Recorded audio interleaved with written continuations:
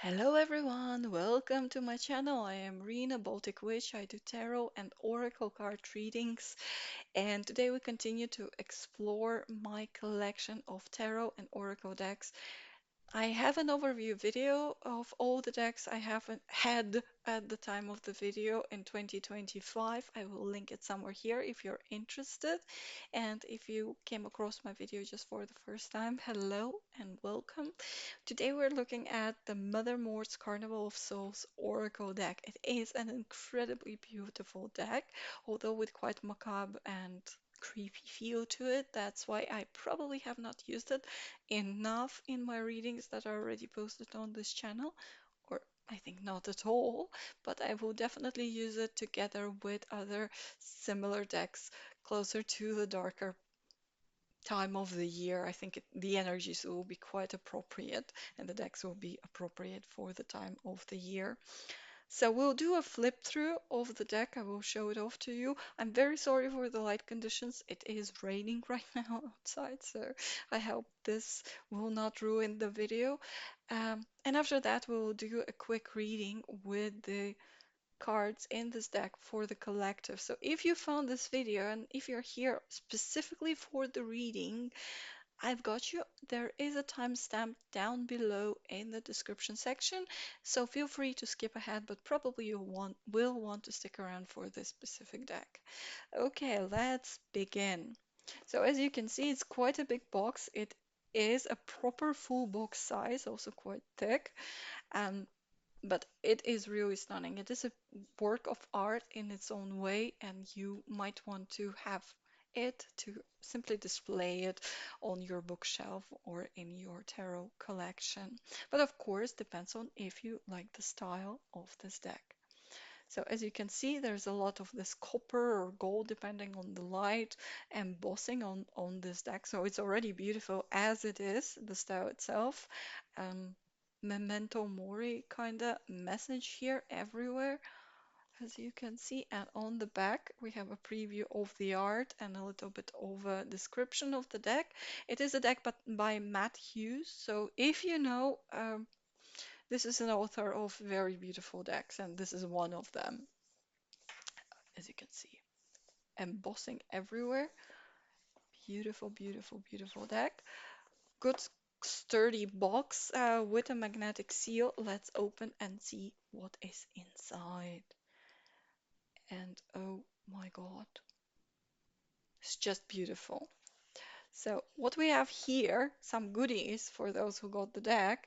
It is an admission ticket for one to Mother Mort's Carnival of Sosu.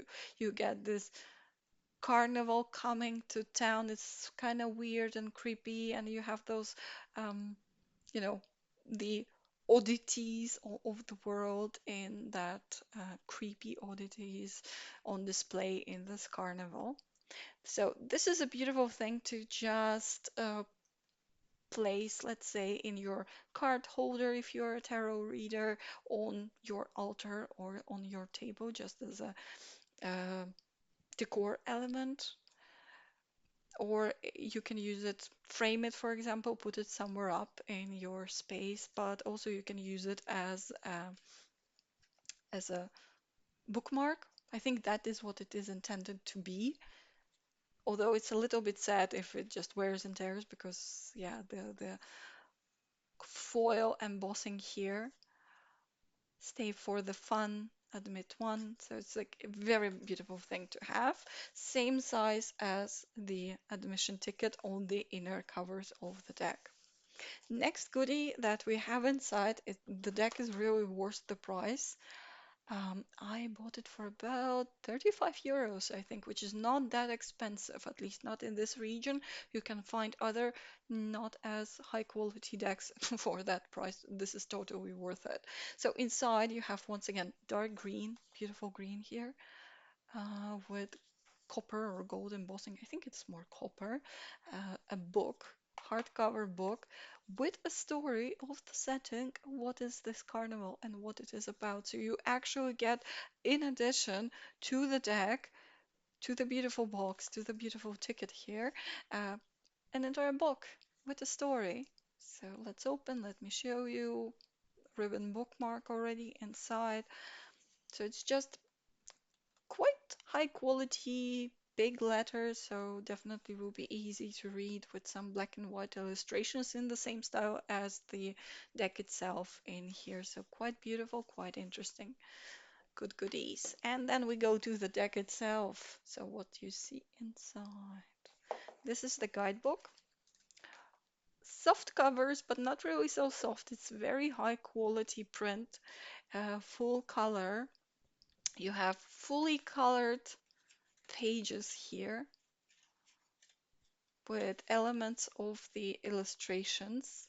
So you have this full print to show this withered, yellowed page, kind of.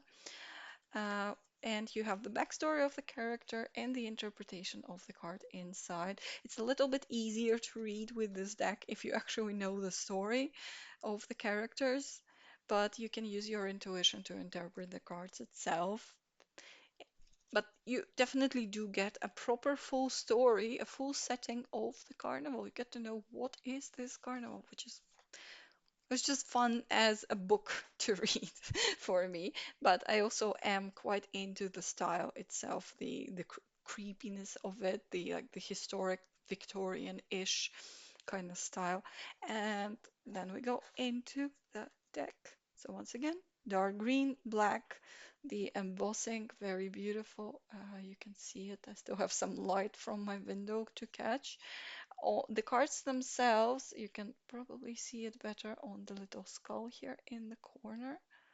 I'm gonna try and see the correct thing. Ah, yeah, I was catching the light here. So it's basically green embossing. Wherever you see green on the card, it's green, slightly iridescent embossing on each card to make it stand out more. The edging is dark green, not glossy, just your colored dark green edging. So first card is the Arsenic Jane. If you have not read or not heard about the history of the use of arsenic in Victorian times and in the past, do read up on that. It's just an interesting read on itself about the crazy Victorians and how they were using um, pigments, quite dangerous things. And definitely, if you read up, then you'll find the answer why the Mad Hatter is mad.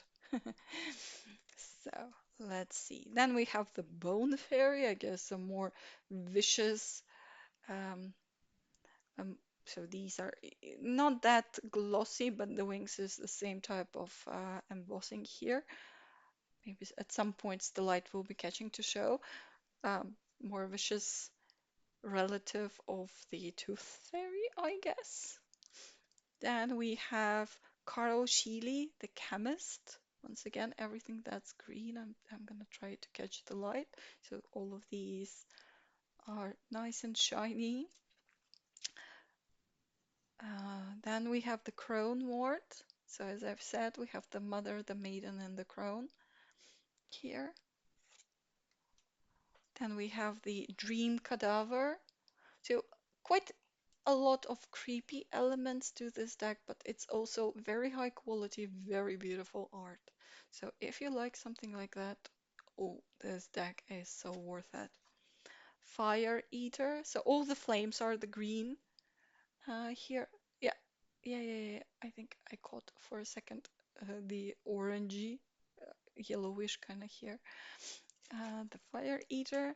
Then we have the Hoodwinks, the creepy clowns. Sorry if you are afraid of clowns. So then we have the King of Crows. Roll, roll up, I believe it says behind him. Then we have Kismet or Kishmet, I don't know how you pronounced it. Then we have the astounding Lady Makhaira, the Sword Eater.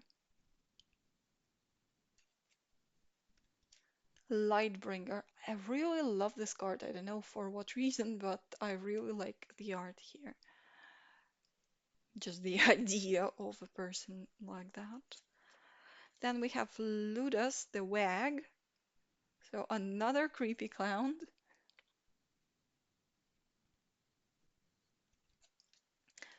Madame Pythia, the snake tamer,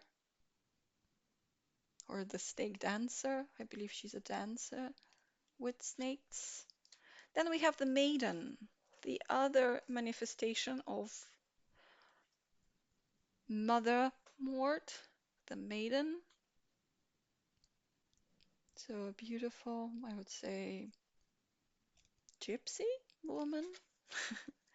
Sorry, I don't want also to say anything bad, but I guess they're called gypsies here.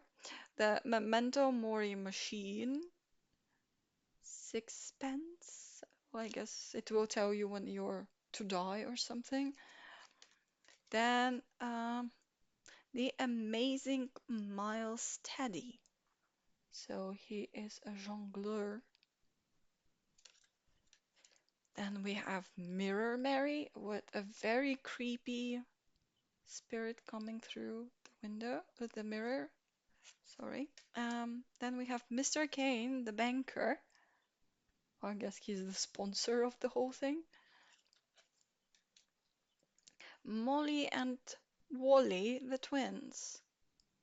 So there, I guess, are the animal tamers. Then we have Morrigan, the great queen, the warrior Morrigan. Okay.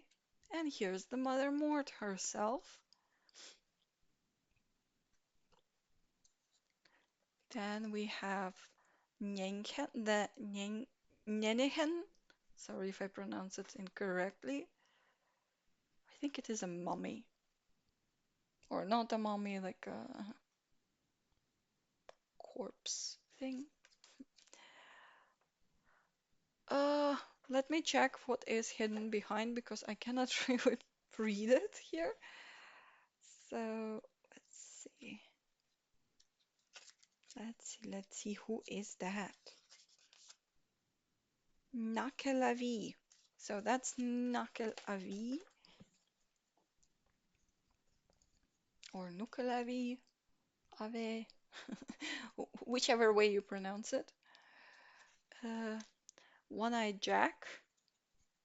I guess he's the ringmaster.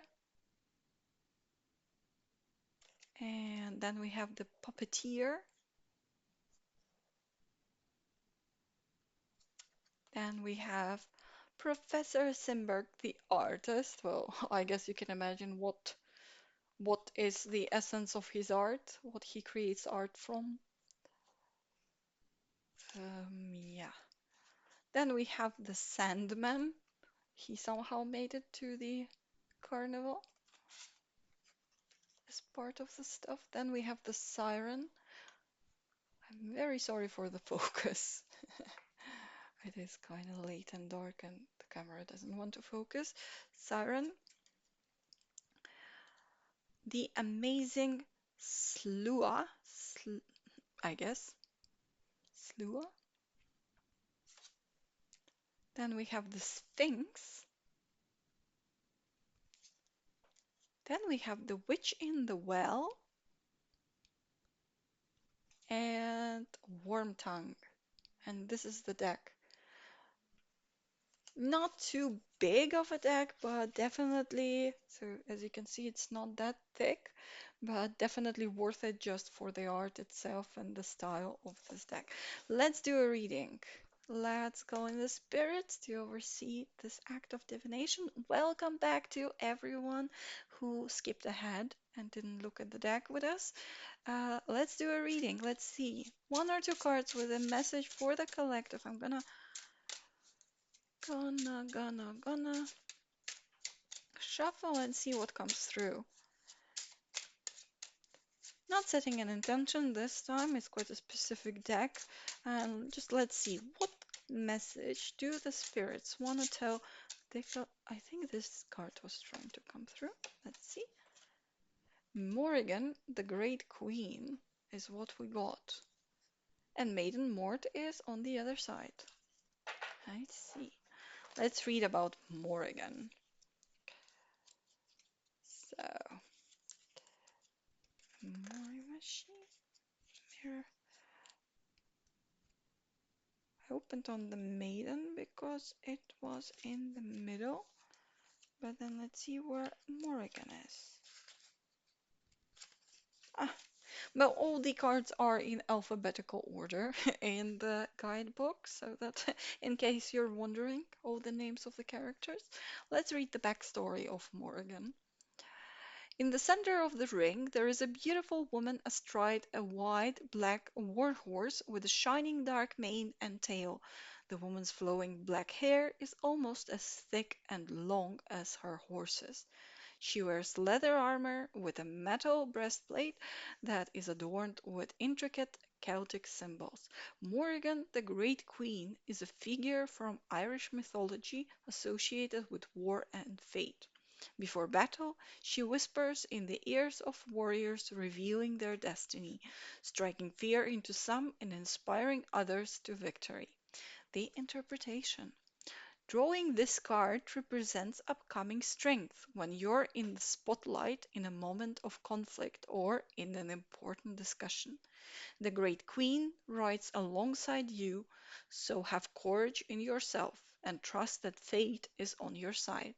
Just don't get too attached to any one particular outcome, as Morrigan might know more than you about how the situation will resolve itself. So apparently you're going into some very important situation in your life where you definitely need some strength and courage, but as I always believe myself, we are protected and we are guided on the correct path. So you have Morgan by your side here. Just don't get too attached to the outcome, as the card says. Let's pull another one and see maybe we can get an additional message here. Let's explore the deck a little bit further. Let's see, maybe it will tell us what kind of situation you're walking into. Let's take this one. It was trying to come.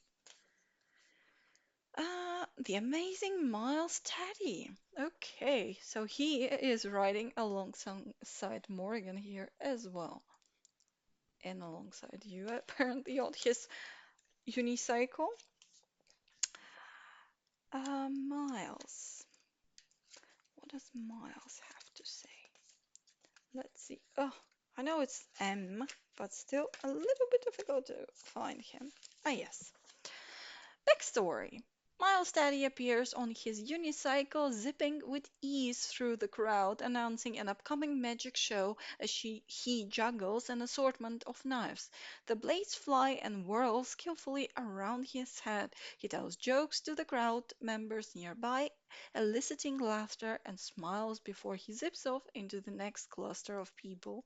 The amazing Miles Taddy is the fool at the Carnival of Souls.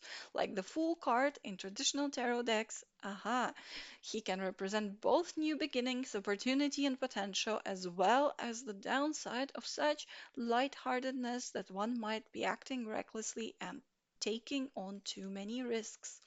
Interpretation. This card represents new beginnings, having faith in what is to come, improvisation, and believing that the universe has your back. Well, it definitely has your back with Morrigan. You seemingly are going into some new beginning in a new situation, and technically, the Morrigan card tells us you are protected. You will be put into the spotlight, but don't worry. Just don't go with the flow. Don't get attached to any desired outcome.